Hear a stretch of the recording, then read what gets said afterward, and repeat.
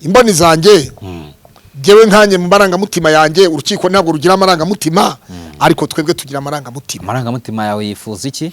Amarangamutima yanjye yifuza ko gafaranga yatagasanga umugore we akarira bari abana, urabona yatandukanye n'umugore wiwe wa mbere, urumva abana kugeza uyu munsi wa none bariga, urumva uburezi bwabo rero gufungwa kwa papa wabo bishobora guhungabanya uburere bw'abana kandi nkuko tubizi Slim Jesus hagati y'ubushinjacyaha na Maître Irene Bayisabe ninde uzacyura intsinzi uwo munsi? Ese ni gafaranga na Bayisabe Irene cyangwa n'ubushinjacyaha? Wewe mboni zawe urabona gafaranga ashobora kuzatsinda? Imboni zanjye jewe nkanye mu marangamutima yanjye urukiko ntabwo rugira amarangamutima ariko twebwe tugira amarangamutima. Amarangamutima yawe yifuza iki? Amarangamutima yanjye yifuza ko gafaranga yatagasanga umugore we akarira bari abana, urabona yatandukanye n'umugore wiwe wa mbere, urumva abana kugeza uyu munsi wa none bariga, urumva uburezi bwabo rero gufungwa kwa papa wabo bishobora guhungabanya uburere bw'abana kandi nkuko tubizi nyakwa Perezida wa Repubulika niba hari ikintu yitayeho mu bintu yitayeho muri iki gihugu cy'u Rwanda, ikintu cyitwa uburezi n'abana, kutazerera ku mihanda, kutagenda kuba za mayibobo, arya babita ngo iki ninda mayibobo, oya sinzi rindi zina babizi, abana bo musimi, abana bo ku mihanda, yego ngira ngo nabana bo ku mihanda, sorry abana bo ku mihanda.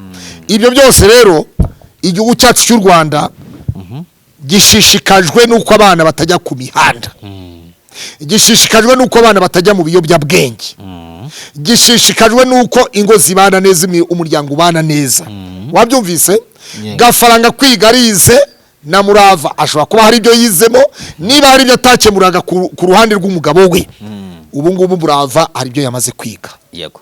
Niba gafaranga hari ibyo atakemuraga ku ruhande rw'umugore we ubu nawe hari ibyo yamaze kwiga. Erega muri ishuri utagira ngo ishuri gardienne ni ishuri, hari ubumenyi umwana akuramo muri gardienne.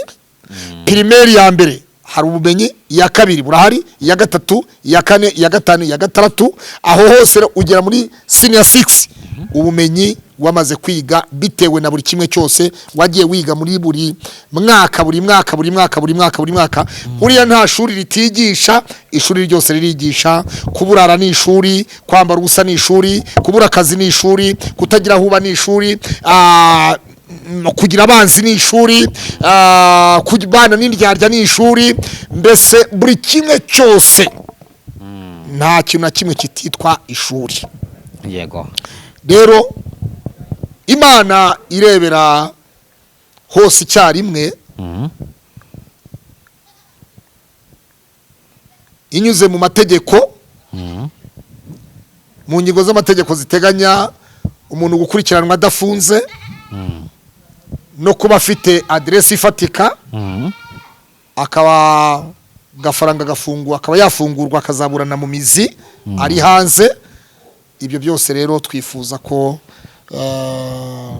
bamwe muri twe, si bose, si kuri bose babyifuza, twifuza ko yasohoka akajya kureba abana, kuko biragatsirwa ko abana bajya ku mihanda bari mu mashuri, biragatsirwa ko abana bajya gusabiriza badafite abo batazi nabo basaba, biragatsirwa ko abana bajya mu biyobyabwenge, bamweshwa ibiyobyabwenge kandi bari bafite uburere mboneragihugu n'uburezi buboneye bw'igihugu. Ibyo byose rero nibwira yuko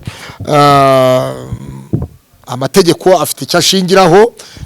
Zimwe mu mpamvu gafaranga yaba yaragaragarije urukiko, ntabwo nari ndi mu rukiko ko rwabereye mu muhezo, nibwira ko nawe ashobora kuba yaratanze impamvu asaba kuba yakurikiranwa ari hanze, kuko atatoroka ubutabera, afite umwishingizi, ibintu nk'ibyo byose bimwe muri ibyo ngibyo rero nabyo ni bimwe, ariko hamaze gushingirwa ku mpamvu umucamanza amaze gusuzuma neza bimwe mu bimenyetso yahawe ku mpande zombi, akareba neza akitegereza akabona uriya mudamu Murava, akareba uburyo yarahetse umwana na video yarayibonye kuko ni ibyabereye ku rukiko rwa Rusororo, urabyumva.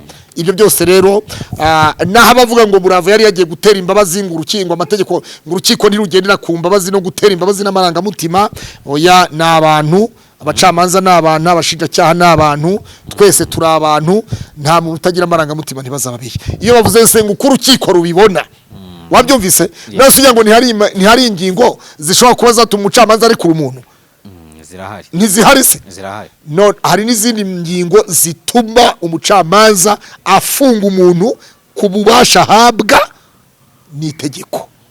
Hari n'ingingo yashingiraho agafungura umuntu ku bubasha ahabwa n'iki n'itegeko. Rero ibyo byose twebwe ntabwo turi abacamanza, ntituri abanyamategeko, amategeko azakora akazi kayo. Ubutabera bw'u Rwanda ni nta makemwa, kandi twizera ko ubutabera buboneye kuri buri muntu wese, buzabonera kuri buri muntu wese, umwe wese akazabyakira uko ubutabera butanzwe.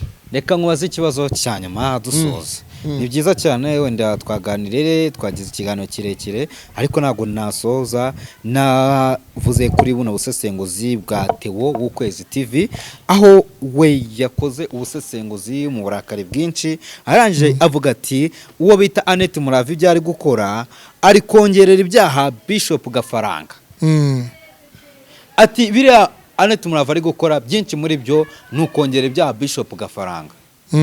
Ibyo ngibyo bivugaho iki? Ese mu mboni zawubona koko ari kongera ibyaha Bishop Gafaranga?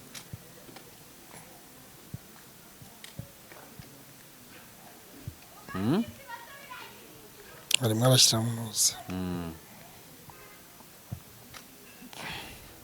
Yego, twakomeje. Umuntu wese rero Slim Jesus,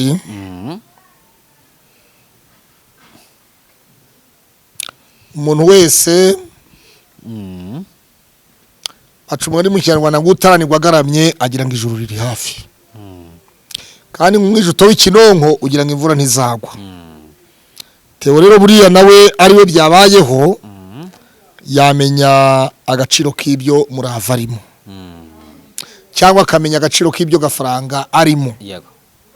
Umuntu wese rero utarakandagira umusumari agira ngo ntuzi kujomba.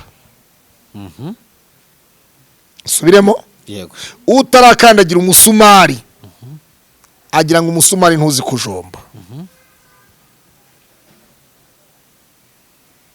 Agahinda k'umuntu agafata nkawe mu mutima we, kandi iyo Imana yaguhaye icyo, iyo Imana yagutanzeho ijambo, umuntu wese afata ijambo. Ariko iyo Imana yakwambuye ijambo, ariko iyo Imana yambuye abantu ijambo, umuntu wese araceceka. Iyo Imana yagutanzeho ijambo ntawe utagufataho ijambo, ariko iyo Imana yimanye ijambo abantu bose baraceceka. Hari iki ni igihe cy'ijambo rero, ni igihe cy'ijambo n'amagambo bavuga Murava na Gafaranga, cyangwa tuvuga Murava na Gafaranga, ariko hari n'igihe tuzaceceka, Imana izatwambura ijambo igafunga iminwa kuri Murava na Gafaranga, hanyuma igatanga ijambo ku bandi bandi. Birashoboka ntibishoboka? Birashoboka cyane. Rero jewe navuga ngo Theo, uvuze ngo ni Theo w'Ukwezi TV,